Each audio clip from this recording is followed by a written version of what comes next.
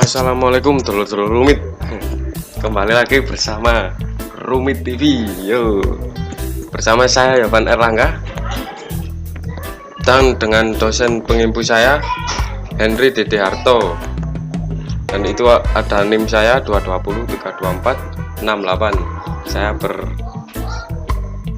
bersekolah di Sekolah Tinggi Ilmu Administrasi Malang. Di sini saya akan menjelaskan tentang anatomi sistem pencernaan. Mungkin kalian berpikir itu rumit. Iya, memang rumit, sangat rumit. Tapi tenang saja, di sini saya akan menjelaskan tentang sistem pencernaan tersebut. Yang pertama adalah ada bagian organ-organ sistem pencernaan. Nah, ini dia. Yang pertama adalah mulut, kedua kelenjar ludah, kerongkongan, hati, lambung, empedu, pankreas, usus kecil, usus besar, rektum, dan anus. Kemudian lanjut.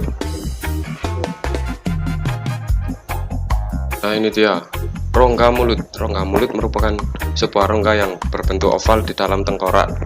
Fungsi utama rongga mulut yakni untuk mengunyah makanan, dan di dalam mulut inilah terjadinya proses pencernaan makanan secara mekanik dan kimiawi. Di dalam mulut juga terdapat organ pelengkap, yaitu gigi, lidah, dan kelenjar ludah. Mulut juga dikenal sebagai rongga mulut atau rongga bukal.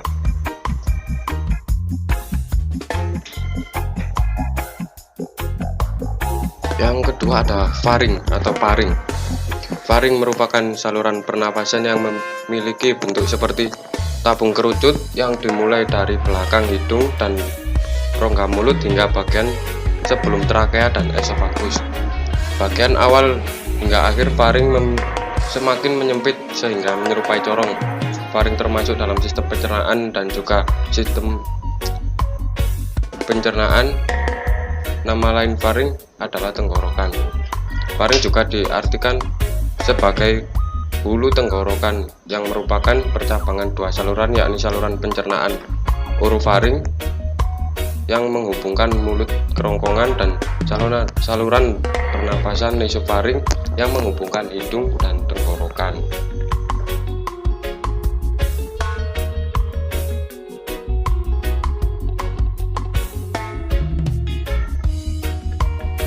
Nah, ini fungsi faring. Fungsi faring atau tekak antara lain: satu, berperan dalam sistem pernapasan. Sistem pencernaan juga proses berbicara.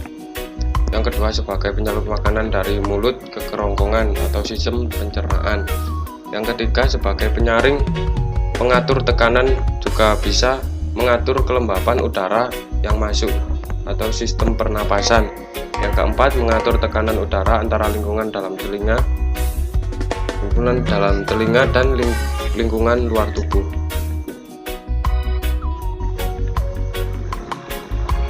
Kemudian ada esofagus. Esofagus atau dikenal dengan kerongkongan merupakan bagian dari organ pencernaan. Letak esofagus atau kerongkongan yaitu berada setelah faring dan sebelum lambung, juga meletak pada trakea. Fungsi utama esofagus atau kerongkongan adalah membawa makanan, cairan, dan air liur dari mulut ke lambung. Esofagus mendorong makanan dengan gerakan hasil kontraksi otot. Gerakan kontraksi otot dalam esofagus untuk mendorong makanan disebut gerakan peristaltik. Di esofagus terjadi proses pencernaan mekanis karena tidak ada enzim yang dilibatkan dalam proses ini. Ukuran panjang esofagus orang dewasa mencapai 23-25 cm dan lebar berkisaran 2 cm. Oh, ini gambarnya esofagus dengan gerakan peristaltik.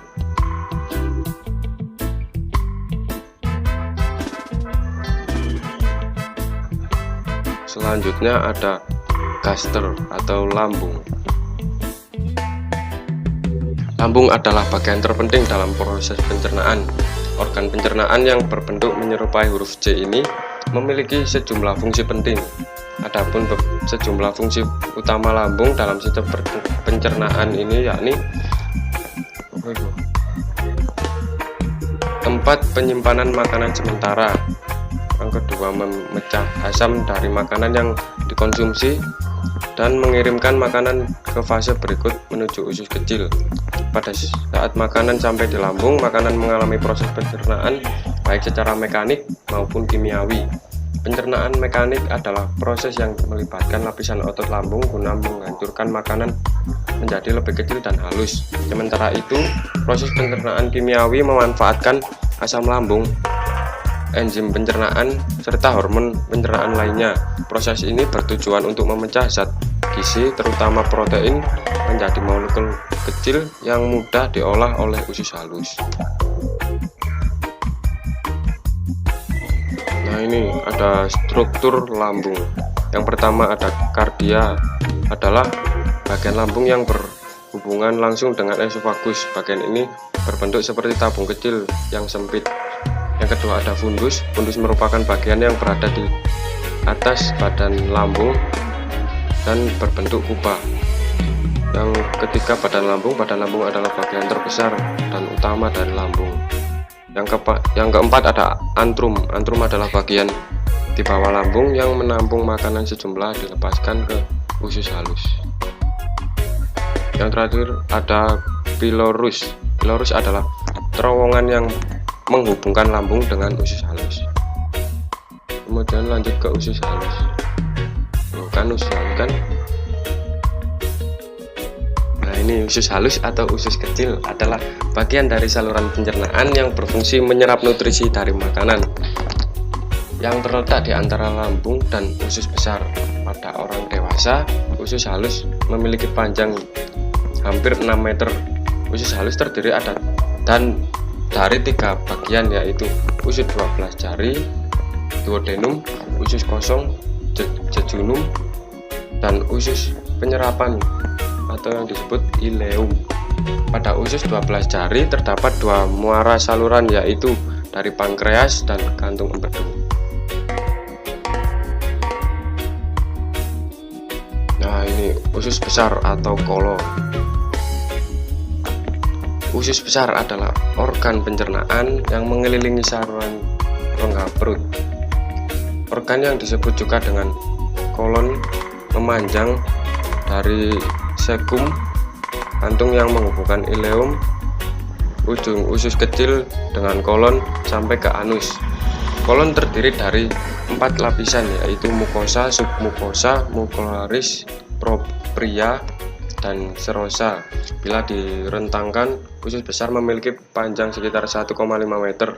Saluran terbagi menjadi 4 bagian, yaitu kolon ascendens, bagian awal yang akan dilewati oleh sisa pencernaan dari usus halus. Kemudian kolon transversum, kolon bagian atas. Kemudian kolon descendens, terletak di sisi kiri usus besar. Selanjutnya kolon sigmoid, bagian terakhir kolon sebelum sisa pencernaan masuk ke rektum. Ini adalah gambar, dan urutannya kolon tersebut.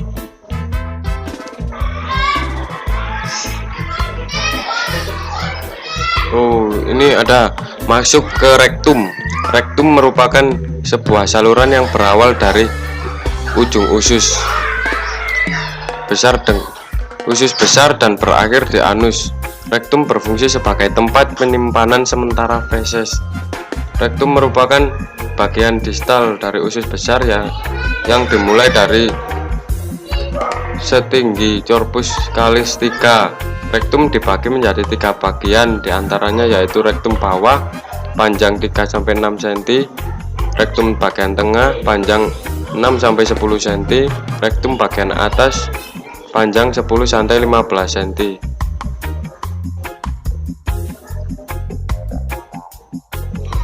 Anus.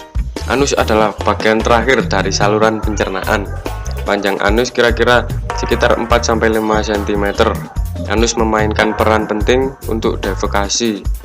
Sekiranya terjadi kelainan defekasi tidak dapat berlangsung normal.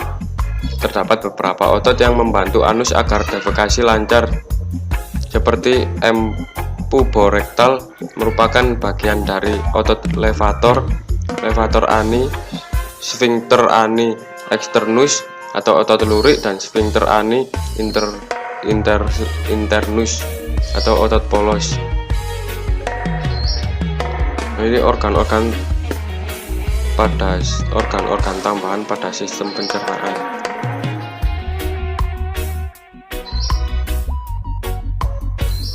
Bernama gigi.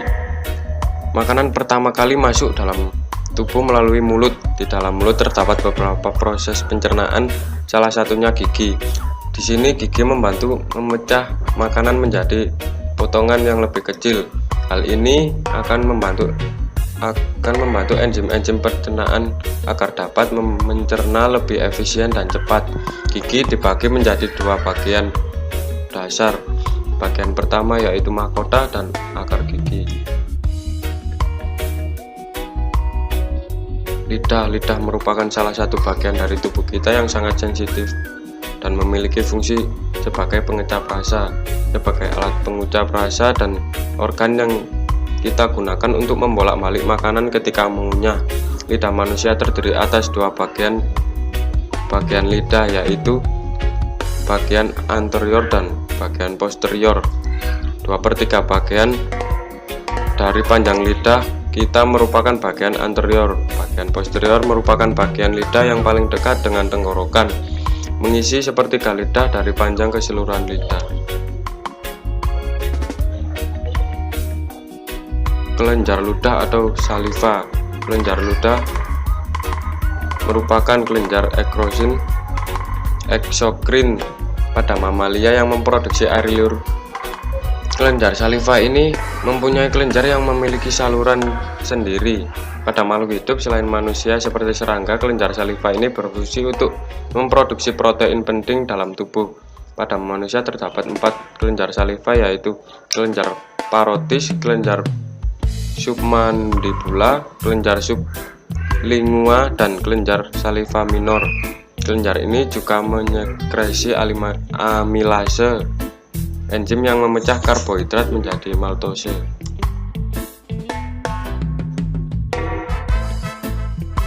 Ada hati. Hati adalah sebuah kelenjar terbesar dan kompleks dalam tubuh, berwarna merah kecoklatan yang mempunyai berbagai macam fungsi, termasuk peran dalam membantu pencernaan makanan dan metabolisme zat gizi dalam sistem pencernaan.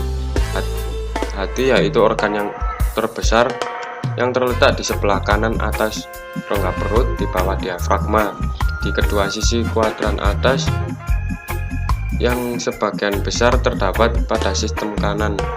Pada sebelah kanan, beratnya 1.500 gram atau 2,5% dari berat badan orang dewasa normal. Kantung empedu. Kantung empedu merupakan sebuah organ kecil berbentuk seperti buah pir yang berfungsi sebagai tempat penyimpanan cairan empedu, cairan yang berperan penting dalam proses pencernaan. Pada manusia, panjang dari organ ini ialah sekitar 7-10 cm, berwarna hijau gelap dan terhubung dengan hati serta usus 12 jari atau duodenum. Kantung empedu memproduksi sekitar 600-1200 mili cairan perharinya. Dalam keadaan normal, 97% dari cairan ini ialah air.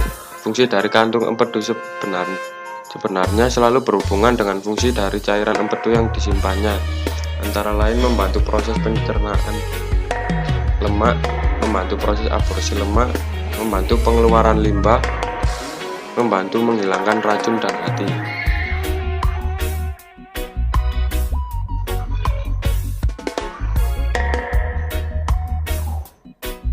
Pankreas. Pankreas yaitu kelenjar dengan panjang 12-15 cm serta lebar 4 cm yang terdapat pada perut, serta mempunyai dua peran paling utama, yakni menghasilkan enzim pencernaan atau fungsi eksokrin, serta menghasilkan hormon atau fungsi endokrin. Pankreas terdapat pada perut atas, memanjang ke arah kiri, serta sisi kepalanya terlihat melekat pada duodenum atau usus 12 jari. Jika digambarkan, pankreas dibagi jadi 4 sisi paling utama, yakni kepala, leher, tubuh, serta ekor. Kepala pankreas yaitu sisi yang tampak melekat pada usus halus. Kepala adalah sisi terluas dari pankreas. Leher pankreas adalah sisi pankreas yang panjangnya kurang lebih 2,3 cm serta terdapat di antara kepala serta tubuh pankreas, yakni sisi pankreas yang terdapat di antara leher serta ekor, disebut juga dengan sisi yang paling penting dari pankreas. Yang terakhir, ekor pankreas adalah sisi meruncing yang terdapat pada perut kiri. Ekor adalah sisi paling akhir dari tubuh pankreas.